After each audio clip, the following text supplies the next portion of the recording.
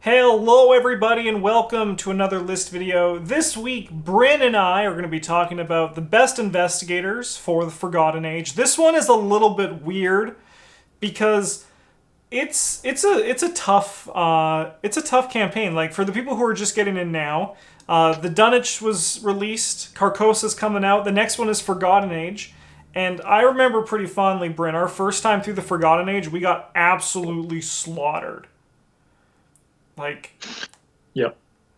I Yep. think we reran it twice, I think, before we were like, okay, we're good, let's go.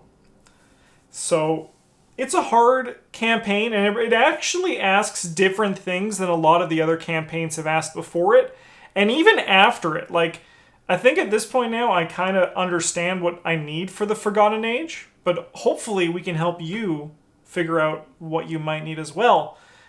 And the first one's pretty straightforward and pretty simple.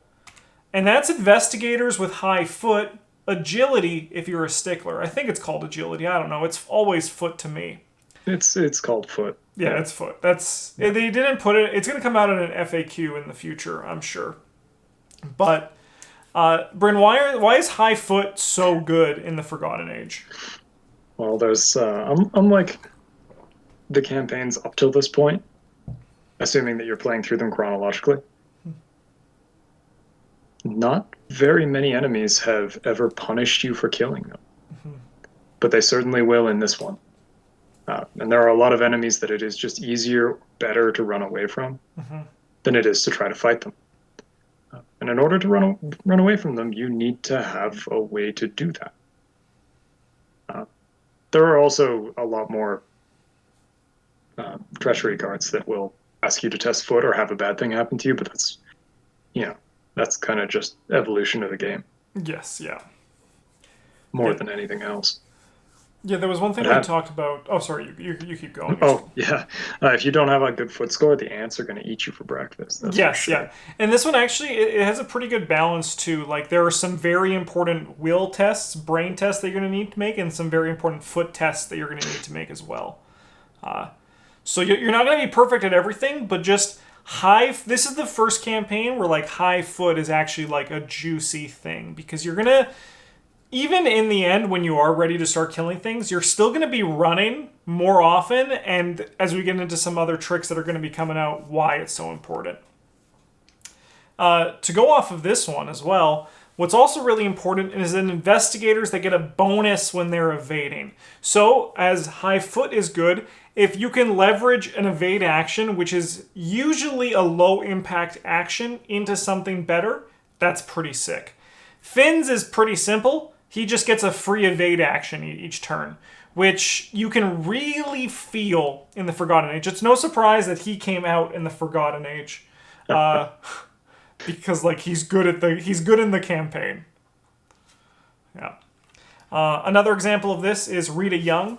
I recently played her in the Forgotten Age, and I don't hate her anymore. And she's good in the Forgotten Age. I think she's actually like an actively good investigator. So she has two potential bonuses on an evade. She can either deal one damage to the enemy or hop over to a connecting location. So like that's really good because that is essentially like a free move action on top of your evade action, assuming you succeed, and you will because she has 5 feet. Count them. She's some sort of scary Dark Souls monster just running at you. All right, next up here, we got investigators that can run stunning blows. So we're gonna go kind of light. We're gonna have like some very vague spoilers here, but Bryn, why is investigators that can run stunning blow good for this one? It's another way to evade an enemy that maybe you don't want to kill, or maybe is very scary and has some big stupid numbers and I don't know, retaliate or alert.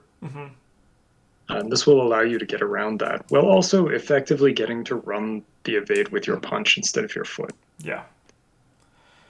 I guess also as well, this is I forget about it because it's been in the game for so long, but this was the first campaign with alert, which is retaliate for evading. Yes, Yeah. I suppose it was. Yeah, because they put it Uh, on frickin' everything.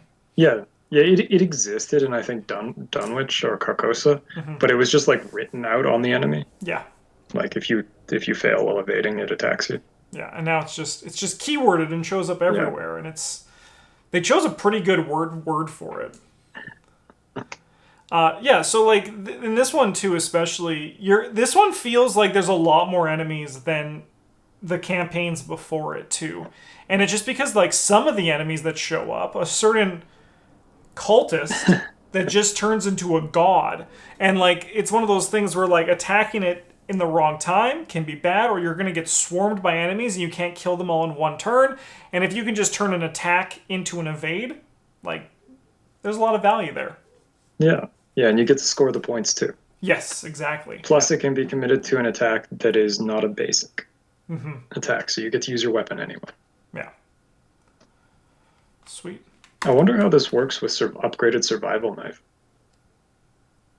Like, do you still get attacked if the enemy is evaded now? Probably because it already started. Yeah, probably. Yeah. Yeah. Another great people are investigators with access to good soak and healing. Our two examples here are Leo Anderson and Tommy Muldoon. One thing you'll notice about both of these boys is that they have low foot. They make up for the penalties that is going to hit with them by having things like a guard dog, I don't know, a brother Xavier. It's just something like a beat cop, something, a Tetsuo Mori if you have a big collection, something that's going to like die in their place. This is very important if a snake jumps out of the grass and tries to bite you. But another thing that is really good for Leo and Tommy and investigators with good access to soak and healing is that this campaign, if it's your first time playing and you've only played Dunwich and Carcosa, it gives out trauma like candy. It's like, you get a trauma, you get a trauma. I don't know about you, Bryn. Yeah, but I remember the first time I was terrified. I was like, wait, this is giving... I didn't bring a blanket, so I'm getting trauma? It was spooky. Yeah. Yeah. Luckily, though, it teaches you to not really be afraid of trauma as much. At this point now, I'm like, trauma, who cares? But that's why these investigators are good, because there is a lot of trauma given out over the course of this campaign. Mm-hmm. Yeah, like nobody's business. This is the first one also that starts to hand out XP, like, maybe it's grandma. Yeah. But also, unlike grandma, it's trying to steal your kidneys or something. Yeah, it's grandma, and then evil grandpa is also there. Yeah. Grandma made cookies, but grandpa poisoned one of them. There's 6 cookies, and one of them has arsenic in it. For grandma's cookies, I'll take those odds every time. No. What are you going to do? Not eat them? All right, I'm going to roll the die, and on a 6, I ate the wrong cookie. I rolled a 1. We're golden. All right. Delicious. Never learn from my mistakes. Yep. Always risk it for the literal biscuit. Hell yeah. All right. Next up here. This one's a weird one, all right? So this one is investigators that can be both offensive and defensive, which I know doesn't really duh. It's in this game you can build anyone to be offensive and defensive in theory. However, there are certain investigators, namely Silas Marsh. Look at that stat line. He has 4 fist, 4 foot. And another example over here is Safina Rousseau. 4 brain, which is her offensive stat, and 4 foot, which is also a defensive stat. And also her 4 brain is also her defensive stat. So I think Safina actually would be really good in Forgotten Age. I don't think I've ever played her in it, but... Yeah, I think Safina's good in most of them, honestly. She's just kind of solid. Yeah, she has a great stat line. Yeah, but especially so here, where the game's like, if you screw this up, I'm going to kill you. So we have some examples here for an example of what we mean, and this goes back to even what we were saying earlier about how why high foot is good is because evading is good. But like, if you look at Silas Marsh, you can choose when you want to attack, but you also can choose when you want to run. And this is very helpful in cards like Survival Instinct, which is if it's successful during an evasion attempt, the evading investigator may disengage from each other enemy engaged with them and move to a connecting location.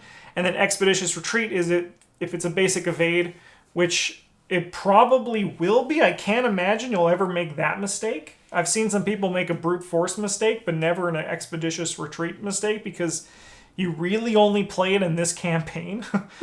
But if you're successful by 2 or more, you automatically evade another enemy or location, which is just value.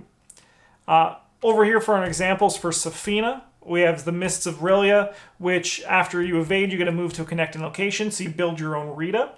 And then also Shroud of Shadows, which if it succeed and the enemy's not elite, you may move it to a connecting location. And if you reveal a curse token, you get to move or place 1 charge on it. So this one even can be run without curse synergy, because even just like moving an enemy away is practically like moving away from it. And one thing as well to movement and like these kind of tricks are so good because the maps are very tight and claustrophobic in the Forgotten Age. There are also a lot of places that you are never going back to again. Exactly, yeah. So if you can like shunt the enemy without Hunter to another location, oh baby, it's Christmas. Mm-hmm. Bryn, you wanted to talk about something briefly about Silas, which will be this is another spoiler thing. We're going to just yeah, we'll keep it as spoiler free as possible. Mm-hmm. But investigators who like to play the game with skill cards in particular, there's going to be a lot of parts of this campaign, like some in particular where you'll be a god, but many parts of the campaign where you are going to get to do some pretty cool things, whether they be, saving your teammate from a snake or throwing a skill card at a particularly nasty treachery or other test.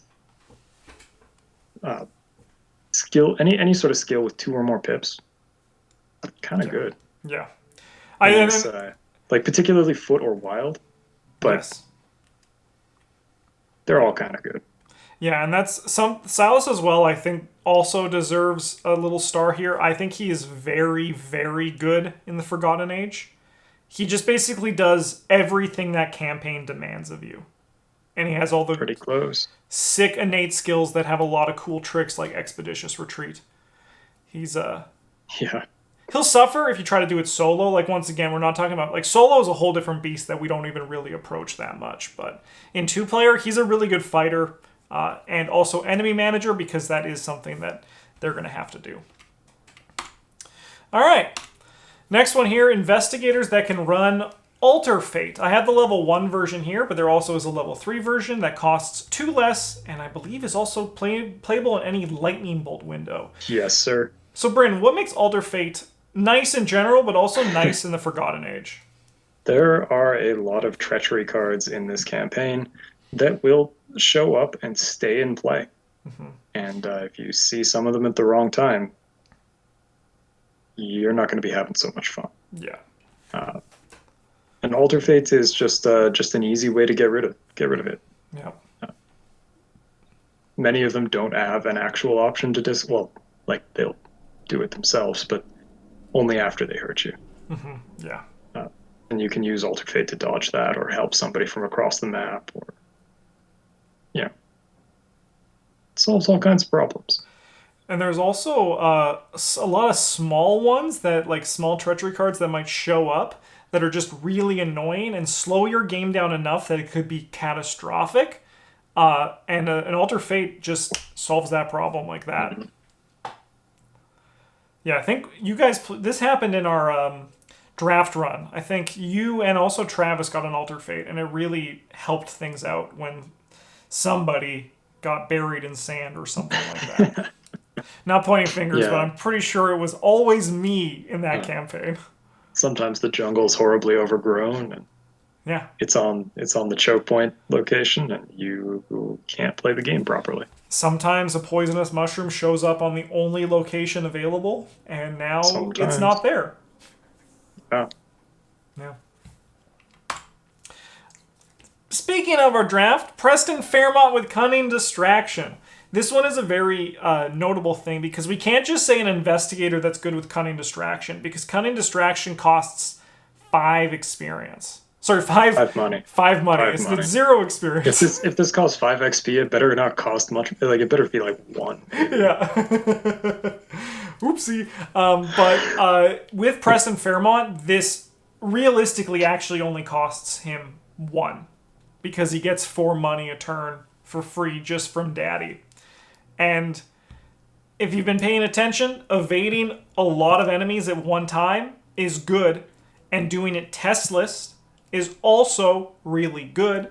And then also of note, it has some banging symbols on it for both the scenarios where you don't care about those, and then the scenarios where you do care about those. If you catch my drift, fans of the game, wink, wink, nudge, nudge.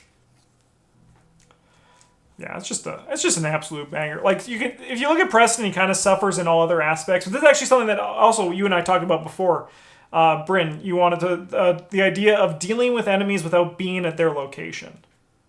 Yeah. It is a very useful thing to be able to interact with enemies that aren't at your current location, for reasons that will become apparent if very quickly, very very early on in the campaign.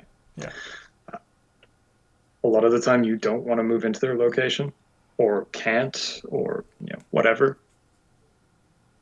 And so just being able to solve them, whether that be by evading them with it's mostly green cards that allow you to interact with enemies that are not at your location, but also the Springfield. Yep. Or the telescopic site. Yeah. Not that I'm suggesting that you should play the telescopic site. I have done twice, and that card is not good. It will never be good. I don't think there's anything you could do to make that card good. Yeah, these are just examples. But yeah, like any sort of thing that will do something like that, there's going to be parts of this campaign where it's very useful. Yeah.